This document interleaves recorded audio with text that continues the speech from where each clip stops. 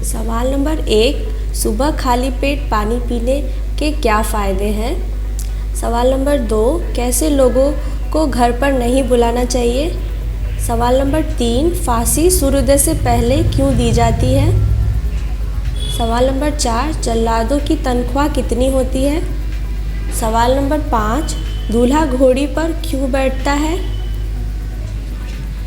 सवाल नंबर 6, समुद्र का पानी नीला क्यों होता है? सवाल नंबर 1, सुबह खाली पेट पानी पीने के क्या फ़ायदे हैं? क्या आपको पानी पीने के फ़ायदे पता हैं? अगर आप सुबह उठ के एक गिलास पानी पिएंगे तो आपके शरीर में जितनी भी गंदगी या बीमारी है वो दूर हो जाएगी। तो आज हम आपको सुबह उठ के पानी पीने के फ़ायदे बताने जा रहे हैं, यानी कि पानी पीने के फ़ायदे। ये फ़ायदे जानकर आप हो जाएंगे हैरान। चलिए आइए जानते हैं कि क्या है ये फ़ायदे। अगर आप सुबह उठ के एक गिलास पानी या फिर पर्याप्त मात्रा में पानी पीते हैं तो आपके बॉडी में जो भी गंदगी है वो यूरिन के साथ बाहर निकल जाएगा। अगर आपको पेट की समस्या है, यानी कि रोज़ आपका पेट खराब होता है, गैस बनता है, तो ऐसे में आप सुबह उठ के पर्याप्त मात्रा में पानी पीजिए, कम से कम 1 या 2 गिलास रोज़। तो इससे आपके पेट की समस्या झट से दूर हो जाएगी। अगर आप रोज़ सुबह खाली पेट 1 गिलास पानी या फिर एक दिन में कभी भी पर्याप्त मात्रा में पानी पीते हैं तो आपके शरीर की प्रतिरोधक क्षमता बढ़ती है। सवाल नंबर 2, कैसे लोगों को घर पर नहीं बुलाना चाहिए? नमस्कार दोस्तों, जब भी हम अपने घर में कोई भी मंगल कार्य करते हैं तो हम अपने रिश्तेदारों, पड़ोसियों व जान पहचान के लोगों को बुलाते हैं। लेकिन कुछ लोग ऐसे होते हैं जिन्हें हम अपने घर पर इन समारोह में नहीं बुलाना चाहते हैं, क्योंकि उन्हें बुलाकर हम अपना मान कम कर बैठते हैं। दोहरे चरित्र वाले लोग। कुछ लोग ऐसे होते हैं जो हमारे सामने तो हमारी प्रशंसा करते हैं, लेकिन पीठ पीछे वे हमारी बुराई करते हैं। ऐसे लोग बुरे चरित्र वाले होते हैं। ऐसे लोगों को हमें अपने घर में कदापि नहीं बुलाना चाहिए। चरित्रहीन। जिन लोगों का चरित्र अच्छा नहीं होता उन लोगों को भी हमें अपने घर में नहीं बुलाना चाहिए, क्योंकि ऐसा करके हमें मान हानि ही उठानी पड़ती है। व्यंग्य करने वाले। जो लोग हम पर व्यंग्य करते हैं उन लोगों को भी हमें नहीं बुलाना चाहिए, क्योंकि ऐसे लोगों को आमंत्रित करके हमें दुखी उठाना पड़ता है और हमारा मन उदास हो जाता है। दुष्ट काम करने वाले व्यक्तियों को भी हमें अपने घर पर नहीं बुलाना चाहिए। ऐसा करके हमें मानहानि ही उठानी पड़ती है।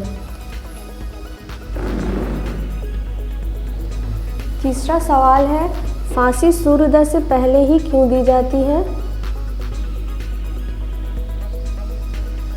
हमारे देश की सबसे बड़ी सज़ा मौत है।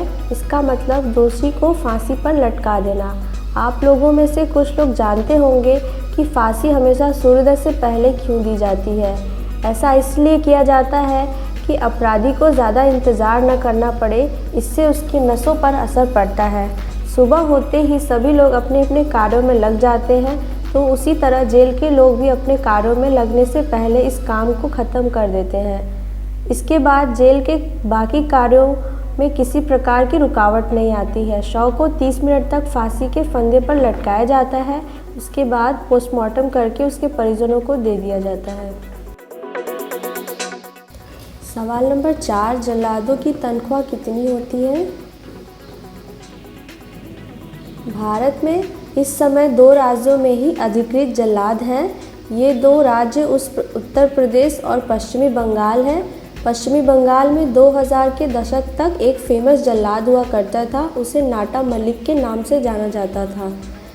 रिकॉर्डों के अनुसार उसने 25 से ज़्यादा लोगों को फांसी पर लटकाया था। मलिक को पश्चिमी बंगाल सरकार हर महीने 10,000 रुपये वेतन के तौर पर देती थी। हर फांसी पर भी उसे 5,000 से 10,000 रुपये मिलते थे। मेरठ के पवन जल्लाद ने अपने इंटरव्यू में बताया था कि उसे यूपी सरकार से 3,000 रुपये की पगार मिलती है। उसका पिता कल्लू जल्लाद जब कहीं फांसी देने जाता था तो उसे आने जाने का पैसे के साथ हर फांसी पर एक खास रकम के अलावा अन्य खर्चों की रकम मिलती थी। लखनऊ में रहने वाले एक जल्लाद अहमद उल्लाह ने 60 के दशक में जल्लाद का काम शुरू किया था। अब वो इसे छोड़ चुके हैं। उन्होंने एक इंटरव्यू में बताया कि उन्हें 1965 में एक फांसी के 25 रुपये मिला करते थे। सवाल नंबर 5, दूल्हा घोड़े पर ही क्यों बैठता है? क्या ये सवाल आपके मन में भी आता है कि दूल्हा घोड़ी पर ही क्यों बैठता है? ऐसे में आज हम आपको बताने जा रहे हैं कि आखिर शादी करने के लिए लड़के घोड़े पर ही क्यों आते हैं। दरअसल हमारे भगवान श्री कृष्ण रुक्मिणी का विवाह हो या श्री राम सीता का, उस समय की परिस्थितियाँ युद्ध जैसी थी। यही वजह थी कि वह अपने पत्नी को लाने घोड़ी पर जाया करते थे। यहीं से घोड़ी पर दुल्हन लाने की परंपरा की शुरुआत हुई। घोड़े को वीरता और शौर्य का प्रतीक माना जाता है, तो वहीं घोड़ी को उत्पत्ति का कारण करार दिया गया है। घोड़ी बुद्धिमान, चतुर और दक्ष होती है। भारत में विवाह एक उत्सव के रूप में मनाया जाता है।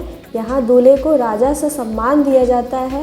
विवाह के समय लड़के मस्तक पर फूलों का सेहरा बांधकर घोड़ी चढ़ता है। इतना ही नहीं, उसके हाथ में एक तलवार भी दिया जाता है। सवाल नंबर 6, समुद्र का पानी नीला क्यों होता है? जैसा कि हम सभी जानते हैं कि पानी का कोई रंग नहीं होता है, मतलब पानी रंगहीन है।